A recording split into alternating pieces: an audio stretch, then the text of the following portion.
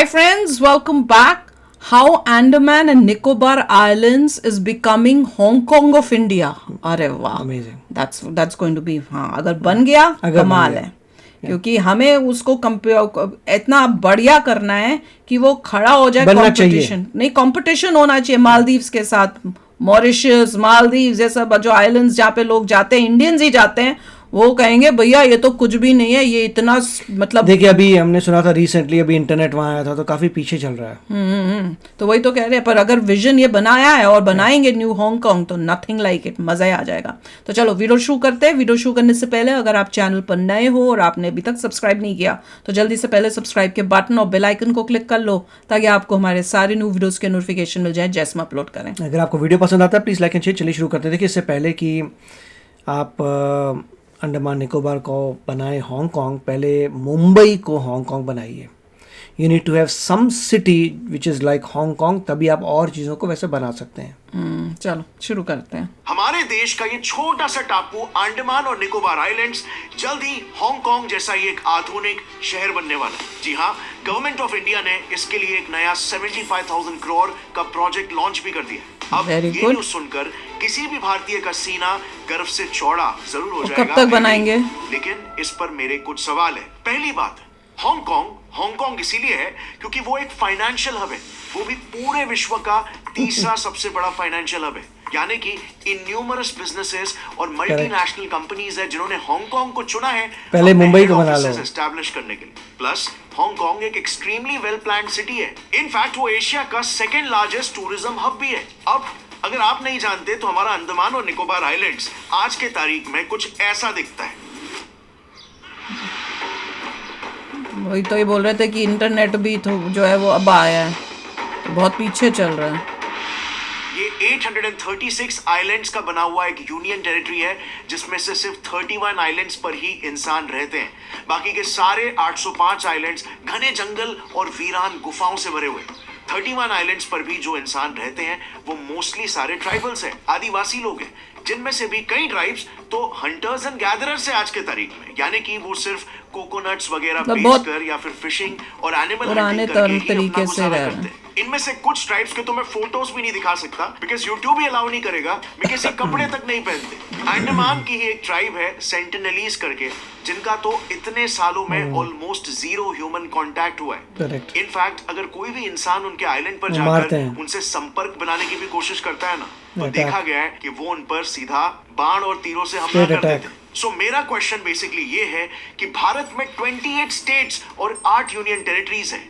हमारे देश में लगभग 51 मेट्रोपॉलिटन सिटीज है. लेकिन सबको छोड़कर आखिर क्यों वही ये बोले ना कि पहले मुंबई को बना लो, वही बोला है इन्होंने. पहले मुंबई सिर्फ अंडमान और निकोबार आइलैंड्स को ही हांगकांग बनाना चाहती है. 75,000 करोड़ बहुत बड़ी रकम होती है यार. ये अरुणाचल प्रदेश जैसे पूरे स्टेट के दुगने जीडीपी के बराबर है. सो अंडमान और निकोबार में ऐसी क्या खास बात है जो इंडिया ने किसी और राज्य में नहीं बल्कि यहीं पर एक इतना बड़ा प्रोजेक्ट एस्टैब्लिश करने का सोचा. और एक चीज, हाँ, ऐसा भी नहीं है कि हम अंडमान के ही कंपैरेटिवली डेवलप्ड रीजन्स को और ज्यादा डेवलप करने की बात कर रहे हैं. इस मैप को जरा देखना, ये पूरा रीजन अंडमान है और ये है निकोबार. इसमें से आज की तारीख में अंडमान ही कंपैरेटिवली ज्यादा डेवलप्ड है, जिसमें भी मेजर टूरिज्म और गवर्नमेंट ऑफिसेस अंडमान रीजन में ही है. बट हमारा ये 75,000 करोड़ का मेगा प्रोजेक्ट पूरे यूनियन टेरिटरी के किस हिस्से के डेवलपमेंट के लिए है जानते हो? इस छोटे से लिटिल अंडमान नाम के इलाके के लिए, जो माइंड यू आज भी 95% कंप्लीटली जंगल एरिया है, नो डेवलपमेंट एट ऑल. सो यार, एक ऑलरेडी डेवलप्ड रीजन को और बिल्ड करने के बजाय सरकार एक कंप्लीटली वीरान पड़े एरिया को स्क्रैच से क्यों खड़ा करना चाहती है? तीसरा सवाल, जैसे मैंने पहले भी कहा, गवर्नमेंट का यह प्लान है कि वो इस छोटे से रीजन को हांगकांग जैसा एक फाइनेंशियल हब बनाना चाहती है. लेकिन अगर प्रैक्टिकली बात करें तो ये पॉसिबल कैसे है? जैसे मैंने कहा, अंडमान एंड निकोबार आइलैंड्स में तो मेजॉरिटी पॉपुलेशन लोकल्स जो है वहां पे वो तो ट्राइबल्स है. तो इस रीजन में स्टार्टअप्स और मल्टीनेशनल कंपनीज खड़ा कौन करेगा? इसके लिए तो हमें चाहिए होगा ना कि देश विदेश से कई सारे एंटरप्रेन्योर्स और एमएनसीज यहाँ पर आए. और उनके पास तो न्यूयॉर्क, लंदन, टोक्यो जैसे शहर है जो सारे आधुनिक सुख सुविधाओं से लैस है, अल्ट्रा मॉडर्न मेगा सिटीज है. तो हमारा ये छोटू सा लिटिल अंडमान इन जायंट्स का मुकाबला कैसे करेगा? क्या कुछ ऐसा यूनिक एडवांटेज है जो अंडमान के अलावा दुनिया का कोई और शहर आज के तारीख में ऑफर नहीं कर रहा है? And well, the answer is yes. लेकिन अंडमान एंड निकोबार आइलैंड को सही से अगर डेवलप किया जाए तो ही वो एक ऐसा स्ट्रेटेजिक पोर्ट बन सकता है जो इस रीजन के किसी भी कंट्री में नहीं बन सकता, और इस रीजन की वजह से बहुत सारे देशों को मिलियंस ऑफ डॉलर्स का फायदा होने वाला है। एंड ऑफ कोर्स इंडिया को तो और भी ज्यादा बिलियंस ऑफ डॉलर्स का फायदा हो सकता है। रुको, पूरा गेम समझते हैं। सो फर्स्ट थिंग्स फर्स्ट, सबसे पहले ये समझ लेते हैं कि ये पूरा प्रोजेक्ट ना सिर्फ लिटिल अंडमान में ही नहीं बन रहा है, उसका एक मेजर चंक लिटिल अंडमान में जरूर बन रहा है, जो जैसे मैंने कहा 95% पूरा डेंस फॉरेस्ट से घिरा हुआ है। लेकिन इस प्रोजेक्ट का एक फेज निकोबार आइलैंड्स में भी बन रहा है, जिसके गैलाथिया बे को as a strategic transshipment hub develop करने का प्लान है। इस मैप को ध्यान से देखना। आप जानते ही होंगे कि ग्लोबली 90% ऑयल ट्रेड आज भी सिर्फ और सिर्फ इसी सी रूट से जाता है।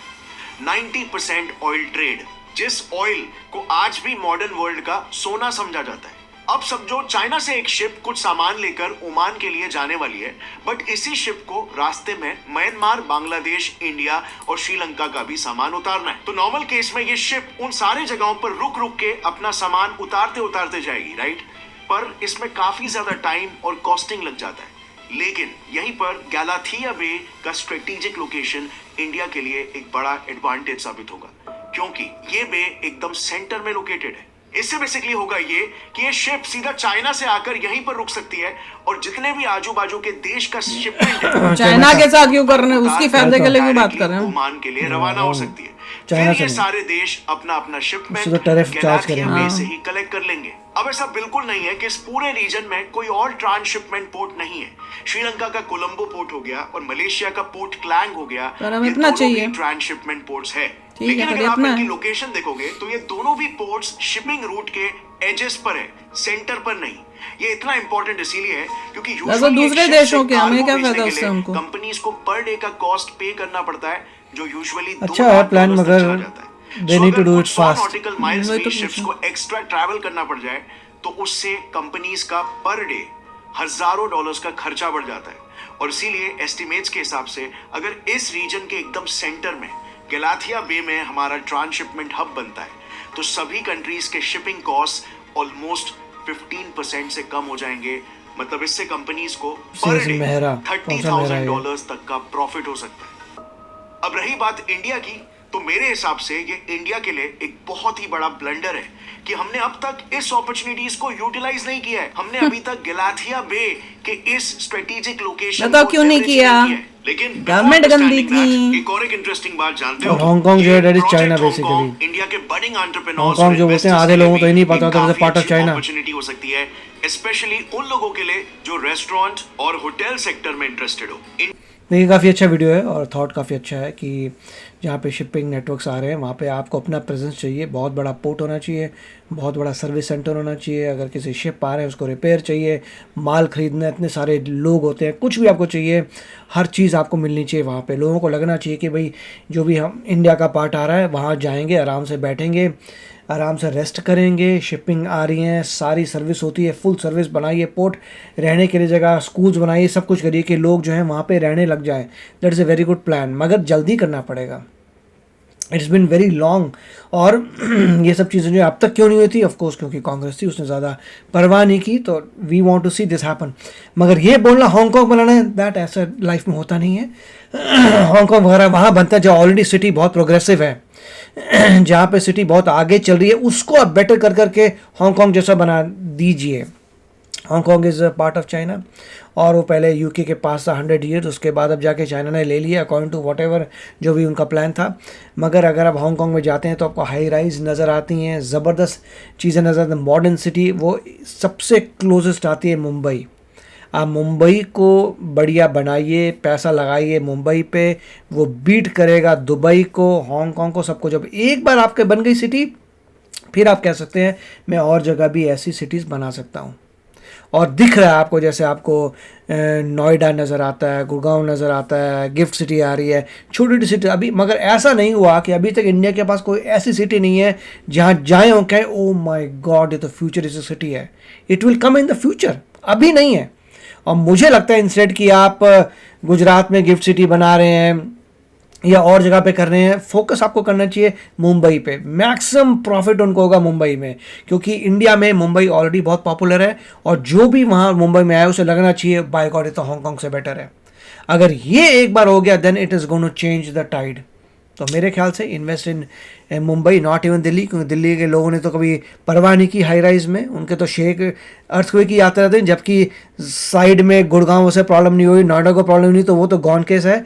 मगर मुंबई में मुझे होप लग रहा है कि that can become a very powerful city जो दुबई को और हांगकांग को टक्कर देगी। वाह, तो चलो यार आप भी शेयर करना अपने थॉट्स। चलते हैं, मिलेंगे नेक्स्ट वीडियो में बहुत ही जल्द। Till then take care and bye bye. तो अगर आप मेरे इस चैनल पे नए हो तो जल्दी से सब्सक्राइब के बटन को हिट करो और बेल आइकन को क्लिक करो, ताकि आपको मेरा जब नया वीडियो मैं लगाऊं आपको उसके बारे में जल्दी से पता चल जाए।